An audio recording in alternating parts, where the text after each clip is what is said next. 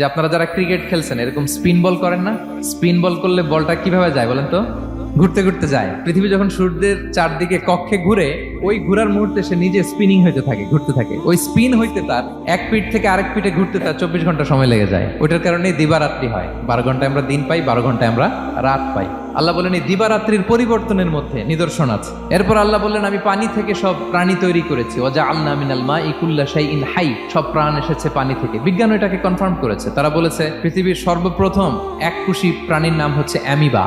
Amoeba এসছে, zooplankton, phytoplankton, bacteria plankton, এভাবে species গুলো ডেভেলপ করেছে। এরপর আল্লাহ তাআলা বলেছেন মৌসুমী বায়ু, এই যে বায়ুর প্রবাহ, এতে নিদর্শন আছে। আর আকাশ জমিনের মাঝখানে যে মেঘমালাগুলো ভেসে বেড়ায়, এই সবগুলোর ভেতরে নিদর্শন আছে। কাদের জন্য? আল্লাহ বলেন তাদের জন্য যারা আকল খাটায়। ইব্রাহিম আলাইহিস সালাম ক্রিটিক্যাল থিংকিং এর ক্ষেত্রে আমাদের জন্য অনুপম আদর্শ ছিল। কোন এক দলে না ঢুকে উনি ওনার ক্রিটিক্যাল থিংকিং, ওনার অ্যানালজি, ওনার বিবেককে উনি কাজে লাগিয়েছেন।